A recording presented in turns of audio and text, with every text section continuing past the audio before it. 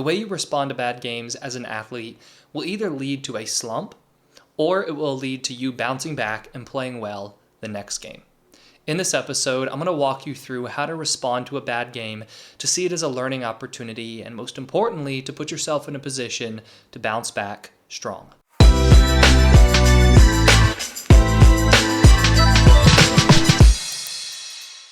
Hey there, I'm Eli Straw, a mental performance coach who works with athletes from around the world on building a stronger mental game.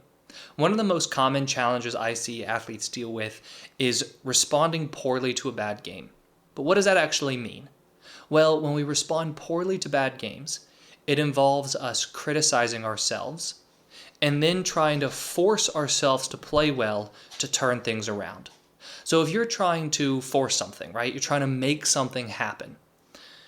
When this occurs, we see a lack of free play because now we're tense, we're trying to force something. And we also see a lack of confidence. When we trust ourselves and we have full confidence in our game, we don't try to make things happen, we trust that things will happen, which means we're just in the moment, we trust our skills, we trust our decision making, we're not overthinking, we're just playing freely.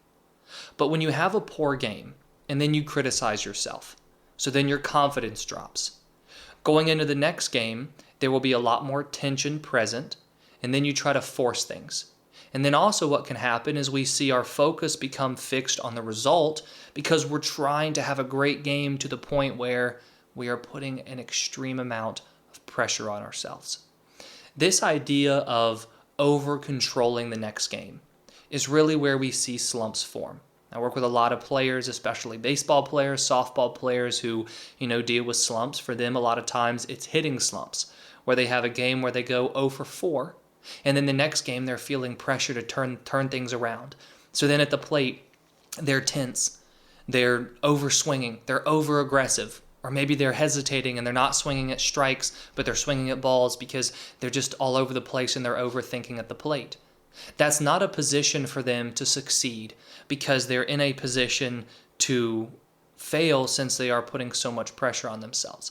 The same thing is true for all sports. Another example is a basketball player who performs poorly the previous game. Maybe they only have 2 points. So then the next game they're forcing shots. They're shooting with a lot more tension. They're taking poor shots. Then they're passing up good shots because they're questioning themselves and they're hesitating. The way we respond to bad games can have a direct impact and will have a direct impact on how well we play the next game. So if you're responding poorly, if you're criticizing yourself, if you're experiencing a lot of negative self-talk, and then most importantly and worst of all, if you're pressuring yourself and pressing the next game, that's where we see these slumps form. So what does it mean to respond well? And most importantly, what does it mean to respond by seeing bad games as growth opportunities? Well, as cheesy as it sounds, to see a bad game as a growth opportunity means we have to change the way we see mistakes and see mistakes as ways to learn and improve instead of negatives. And then we have to learn how to not beat ourselves up after bad games, but instead evaluate our game in an objective way. And so I have a system for you that I use with the athletes I work with in one-on-one coaching that will help. Which, by the way, if you are interested in learning more about my one-on-one coaching, where I work directly with you, I've put a link to that in the description below. So this system will involve what you do and the steps you take following a bad game. And step number 1 is you want to take some time. I worked with a high school basketball player last season, and she and I were going through this evaluation system. And this is what really got me thinking about the idea of taking some time after the game. Because she and I were going over how you need to see positives, you need to learn from mistakes, which I'll talk to you more about here in a second.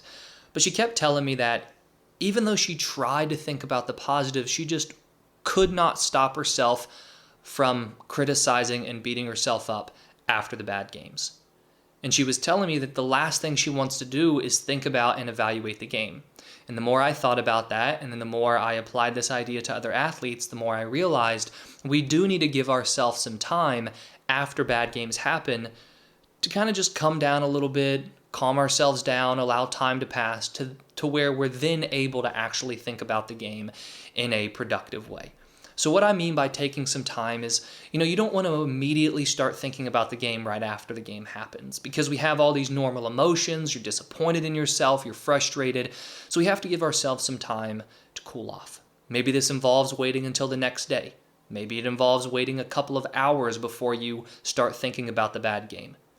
But you have to give yourself some time to separate your emotions and allow yourself to cool off. Some really great advice to help you cool off is to think about something or do something that doesn't involve your sport. For this high school basketball player, she and I talked about watching a funny movie and going out to dinner with her parents and talking about other topics besides the basketball game. Maybe it'll involve going out with your friends. I know that after a bad game, it feels like you're supposed to feel down on yourself, and I understand that 100%. But you also have to recognize that after the bad game happens, everything we do after that is having no impact on the previous game, but it's having a severe impact on our next game. This is especially true if you're in a tournament and you're playing the next day. So make sure you give yourself some time to cool off and not allow yourself to just immediately start criticizing yourself and thinking about the bad game. Now, once that time has passed, and again, the time's going to be up to you. Maybe it's an hour, maybe it's 2 hours, maybe it's the next day. But the next step is we want to think about the positives. When we're looking to build confidence as athletes, one of the key components of building confidence is seeing your successes and being able to go into the next game feeling good about what you have done and having confidence that you can do that again. This is one of the key missing pieces to your performance and to your mental game after a bad game. Because when you have a bad game, the mistakes that you made and the reason that it was a bad game, those stand out in your mind like flashing neon signs. We have to get ourselves to see the positives. Even if they're just a few small positives, we have to see the positives after a bad game so we can try to generate that feeling of success so we can go into that next game with a little bit more confidence. This doesn't mean that you're trying to say the mistakes were successes, and it doesn't mean you're trying to pretend like it was a bad game. I want you to actually think very, very deeply about any sort of success that you experienced. Whether that's talking to your teammates, whether it was being a good teammate and picking them up, maybe it was something good you did on defense, and maybe it was the fact that you did bounce back from a mistake early in the game. Whatever it might be, you want to focus on those positives first. Then the third step of this system is you want to objectively analyze your mistakes. We are doing this with an eye focused on learning. So this is where we start to see our mistakes as lessons. And a great way to help yourself do this is to ask yourself the question or have somebody else ask you the question, what can you learn from your mistakes today? And this is going to start getting you to think about the lessons and what you can do differently and what you would want to do differently to not make those mistakes again. Mistakes are teachers. They show us parts of our games that we're not doing well, and we need those in order to improve. But so often we fixate on these mistakes and then we beat ourselves up and we fail to actually learn from them. And all we think is, oh, I don't want to do that again. That sucked. That was terrible. Why did I do that? That was awful. But that's not serving any purpose for you as an athlete. So ask yourself that question.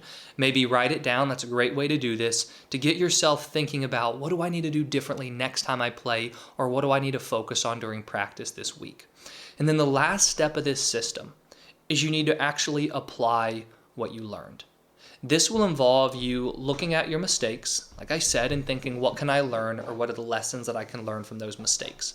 And then if you have a game the next day, you want to think, what adjustments do I need to make for the game to fix those mistakes, or to put myself in a position to not let them happen again? And if you don't have a game for a week, and so you're looking at a few days of practice, you ask yourself, well, what do I want to work on during practice, or what can my goals be during practice to improve upon those mistakes? This is really where we take mistakes from being points of criticism to turning them into growth opportunities. We don't just grow from learning from our mistakes. We grow from learning from our mistakes and then applying what we learned to either the next game or to our practice. Now, this whole system is more effective if you either write it down or you talk it through with somebody else. The other person might be a parent, or it might be a teammate, or it might be a mental coach such as myself if you are working with somebody. But this is a great system, and a system that I've seen have success for many different athletes when it comes to bouncing back from a bad game and learning how to see a bad game as a growth opportunity instead of having one bad game quickly snowball into a slump. I hope you enjoyed this episode, and like I said, if you're interested in one-on-one mental coaching, I've put a link to learn more about that in the description below. Thank you for listening, thank you for watching, and I wish you the best of success in all that you do.